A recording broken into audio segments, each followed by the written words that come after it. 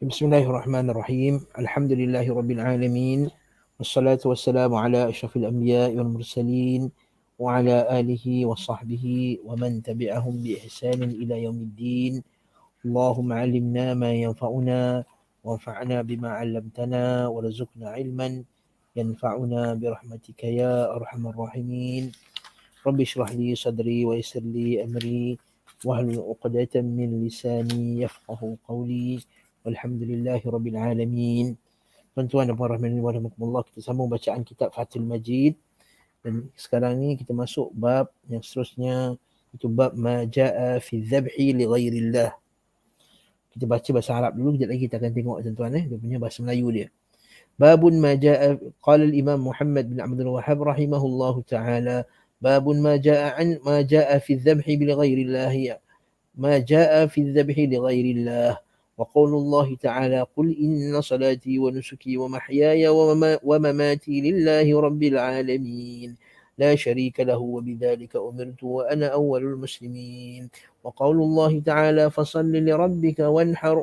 عن علي رضي الله عنه قال حدثني رسول الله صلى الله عليه وسلم بأربع كلمات لعن الله bukan la'ana lillah, la'ana Allah tu ejaan dia salah, la'ana Allah boleh betulkan. Siapa yang disilap ni bukan la'ana lillah, la'ana Allah.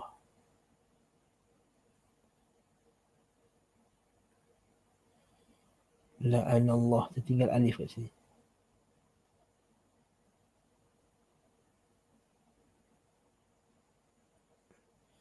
La'ana Allahu man dhabaha li ghairillah. La'ana Allahu man la'ana walidayh. La'ana Allahu man awa muhditha. La'ana Allahu man ghayyara manar al-ard. وعن طارق بن شهاب أن رسول الله صلى الله عليه وسلم قال دخل الجنة رجل من ذباب ودخل النار رجل من ذباب. قالوا وكيف ذلك يا رسول الله؟ قال مر رجلان على قوم لهم صنم لا يجوزه أحد حتى يقرب له شيئا، فقالوا لأحدهما فقرب، قال ليس عندي شيء أقرب. قالوا له فقرب ولو ذبابا، فقرب ذبابا فخلوا سبيله فدخل النار. وقالوا للآخر قرب، قال ما كنت لأقرب لأحد شيئا دون الله عز وجل، فضربوا عنقه فدخل الجنة. رواه أحمد. Bab menyembelih binatang dengan niat bukan kerana Allah Subhanahu wa taala. Kita masuk bab apakah hukum orang yang sembelih binatang dengan niat bukan kerana Allah? Okey, iaitu apa hukumnya? Hukum sembelih binatang. Sembelih binatang bukan niat kerana Allah. Okey. Sebelum kita masuk kepada pembincangan dalam kitab ni, suka saya dulu seperti biasa kita akan huraikan dulu barakallahu fikum masalah ni secara umum dulu. Sebelum kita tengok dalil secara detail. Okey. Pertama sekali, sembelih bukan kerana Allah Subhanahu wa taala ini, kita kena pertama sekali kita kena isbatkan bahawa sembelih itu ibadah. Sembelih korban itu ibadah. Ini pertama sekali. Kenapa dia ibadah, tuan-tuan dan puan-puan? Sebab Allah Taala perintahkan. Kalau orang tanya kenapa sembelih korban itu ibadah? Sebab kita kembali kepada ta'rifan ibadah. Ibadah itu ialah setiap perkara yang Allah Subhanahu wa taala cinta dan redha, sama ada daripada amalan hati ataupun amalan lisan ataupun amalan anggota badan yang lain. Jadi ibadah itu ialah setiap perkara yang Allah Taala cinta dan redha. Dan setiap perkara yang Allah Ta'ala cinta dan redha, setiap perkara yang Allah Ta'ala suka daripada hamba-Nya untuk melakukannya, maka barakallahu fik, maka Allah Ta'ala akan perintahkan perkara tersebut. Dan bila Allah Ta'ala perintahkan perkara tersebut, maka dia adalah ibadah. Maka itu kaedah kita. Kenapa nama benda itu ibadah? Sebab benda itu Allah Ta'ala perintahkan. Jadi ini dhabit dalam Allah. Ini kaedah dalam memahami ibadah. So ada setengah orang dia tak faham. Dia ingat, ustaz, kita sembelih ni, kita sembelih saja ni macam nak makan. Tak. Yang kita maksudkan sembelih ni, sembelih ibadah, iaitu kita nak menyembelih untuk Allah Subhanahu wa taala. Apa contohnya sembelih korban ni? Yang untuk ibadah ni macam kita kata sembelih Aidil Adha, Idul Adha, sembelih akikah, okey. Apa lagi? Nazar, kita bayar dam, lagi apa lagi? Yang ibadah apa-apa sajalah, okey, yang kita sembelih korban kerana Allah Subhanahu Wa Taala. Tujuan kita ialah untuk bertaqarrub, untuk mendekatkan diri kepada Allah Subhanahu Wa Taala. Itu perkara yang pertama. Kita kena isbat dulu. Sembelih korban itu adalah ibadah. Baik. Khalas. Bila dia ibadah, ibadah hanya ditujukan kepada Allah. Ibadah hanya ditujukan pada Allah. Kaedah kedua. Ditujukan kepada Allah. Okey. Jadi siapa yang memalingkan ibadah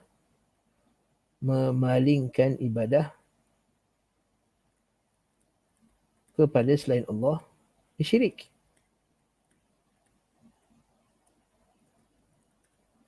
Ini kaedah kedua kita kena faham.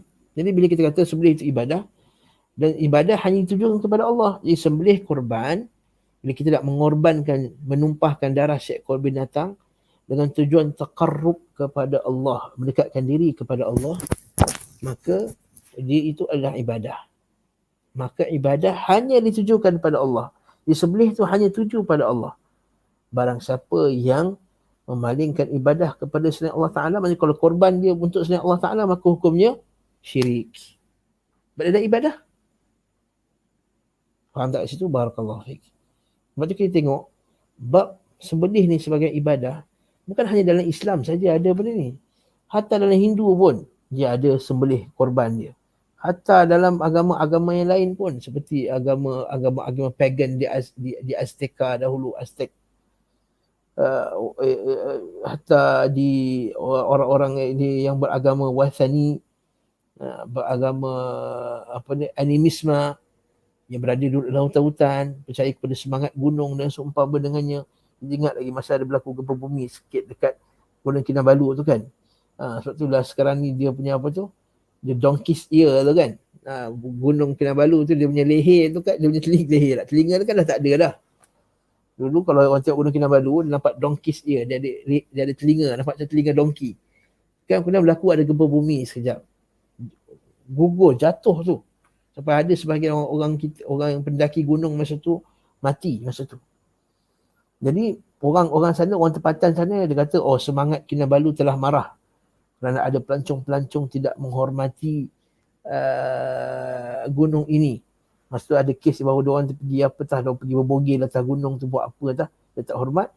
Lepas tu dia kata semangat gunung dah marah, akhirnya mereka sembelih korban seekor lembu ke apa, untuk tujuan nak menghilangkan kemarahan. Ini contoh, inilah contohnya korban yang mereka lakukan pada sembelihan, pada dewa-dewa ataupun pada jin-jin mereka, ataupun pada kuburan-kuburan, ataupun pada seumpama dengannya. Nah, soalan yang ketiga nak tanya, macam mana orang tu boleh jatuh syirik dalam bab sembelih? Okey, dia boleh jatuh syirik dalam bab sembelih sama ada, soalannya bagaimana jatuh syirik dalam sembelih.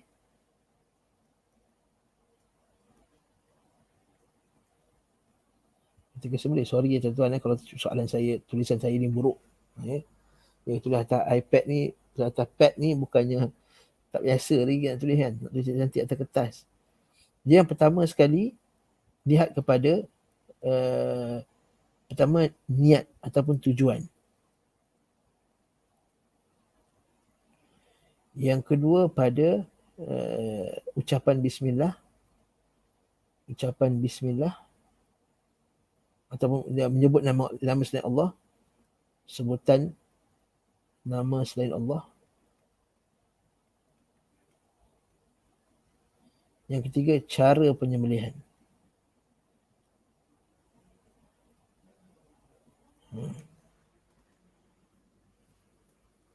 Okey. Kalau tujuan dia ditujukan korban itu, tujuan dia dituju kepada selain Allah Ta'ala, maka dia syirik. Kan masa kita sembelih, mesti bila sembelih tu ada tujuan. Siap tujukan pada siapa? Masa kita korban Aidil Adha, saya kata kita nak tujukan ni pada Allah. Kemudian masa sembelih tu kita kata apa? Kita sebut Bismillah.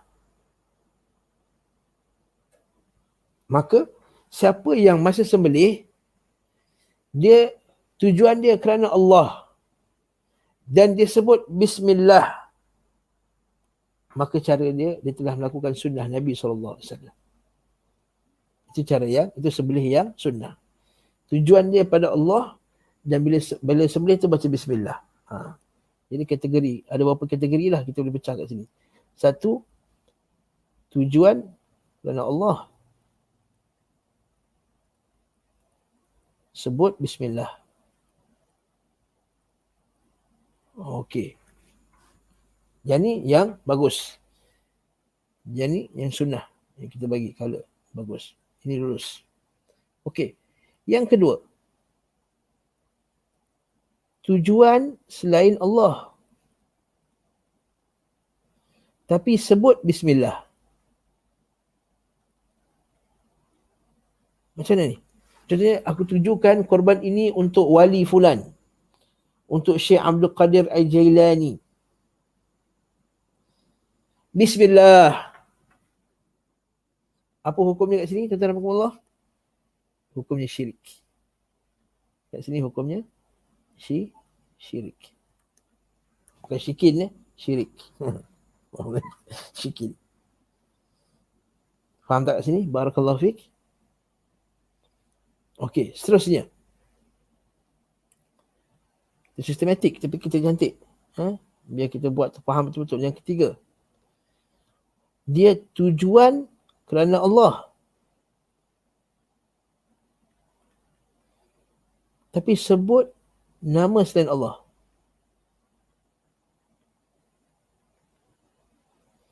Seperti dia kata, apa tujuan korban ni? Tujuan korban aku untuk nak buat akikah dengan nama Isa, dengan nama Nabi Muhammad sallallahu bismi Muhammad. Puk, dia sembelih. Yang ni apa hukumnya, tuan-tuan dan Allah? Ini juga syirik. Ustaz, dekat mana tangnya syirik, Ustaz? Kita kena ingat, bila kita sembelih orang, sembelih orang pula, sembelih kambing tadi, bila kita kata bismi Muhammad, atau bila kita sebut Bismillah, apa maksud Bismillah ketika sembelih? Iaitu dengan kekuasaan Allah, dengan pertolongan Allah, dengan barakah nama Allah Subhanahu wa taala, aku sembelih. Maksudnya aku tak mampu nak sembelih kambing ini, melainkan dengan pertolongan kekuatan, la haula wala quwwata illa billah. Itu maksudnya dengan pertolongan Allah, musta'inan billah. Naam. Kita minta tolong kepada Allah Ta'ala.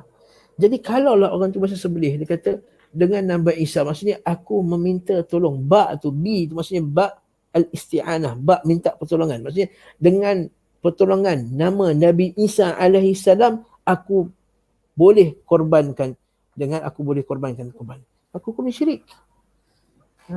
Wala ta'kulu mimma lam yuzkar ismullahi alaih. Janganlah kamu makan binatang yang tak disebut nama Allah Subhanahu wa taala padanya.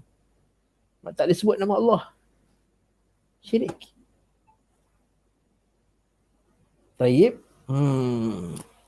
Yang keempat, tak muat dah pula kita yang tak. Yang keempat, iaitu tujuan selain Allah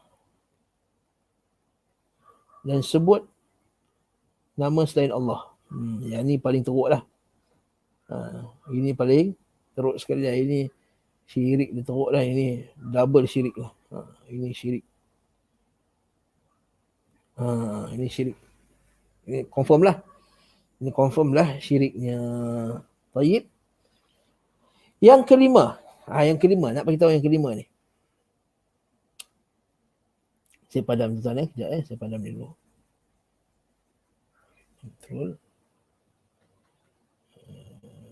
Kontrol tambah.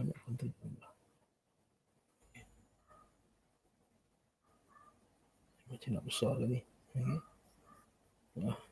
Okay. Kecil pula pemadam dia ni. Masya Allah. Macam nak besarkan tu saya tak tahu. Nanti tuan-tuan ajar saya. Lambat. Okey. Okey. Lebih kurang je lah. Okey. Yang kelima. Yang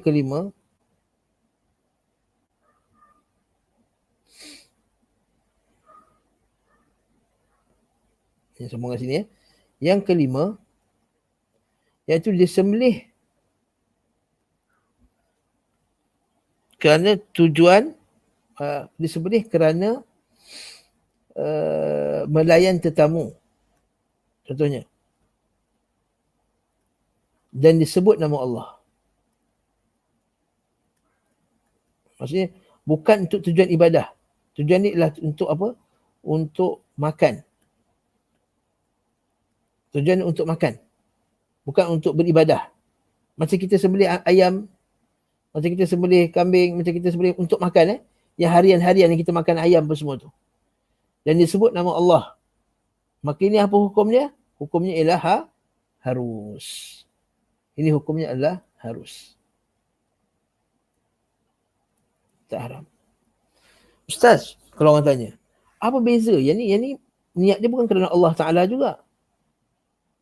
Untuk makan. Bukan kerana Allah Ta'ala. Niat dia untuk makan. Apa beza ini dengan yang ini? Beza dia ialah Allah.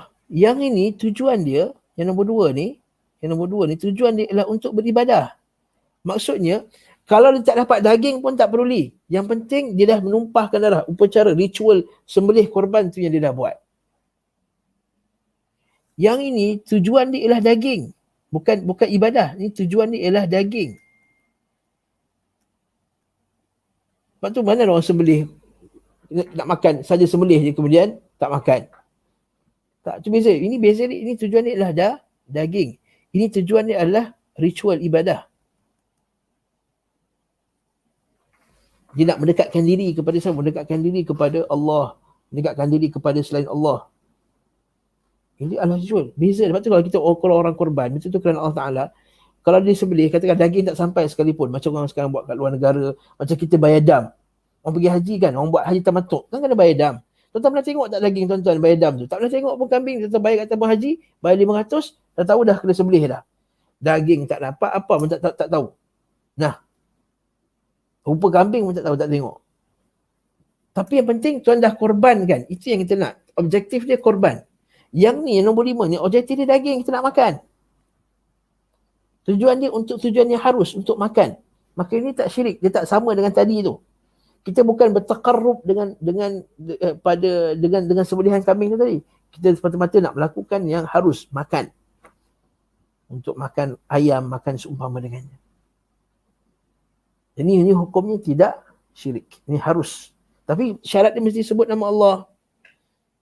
Maksudnya tidak menyebut nama selain Allah Ta'ala lah. Cuma Syafi'i sebut nama Allah ni sunat. Kan? Ketika sembelih. Allah Ta'ala sunat. Kalau kata seorang Islam, dia sembelih korban, dia tak baca bismillah, dia korbannya. Sah korbannya. Dia Syafi'iyah. Nah. Tetapi, nombor 5 ni, katakanlah, dia nak menyambut kedatangan sang raja, katakanlah. Kita kata yang dia Pertuan Agong nak datang jarah masjid kita ni, Ji. Tuan pengurusi. Ya ke pengurusi kata, tak boleh jadi ni. Kita kena sambut tuanku dengan betul-betul dengan begitu meriah sekali. Jadi pengurusi tu panggil AJK. Apa kata nanti pada masa hari kedatangan yang tuanku, kita jamu makan kambing. Okey, kalau setakat tu harus. Maksudnya nak bagi dia makan kambing harus.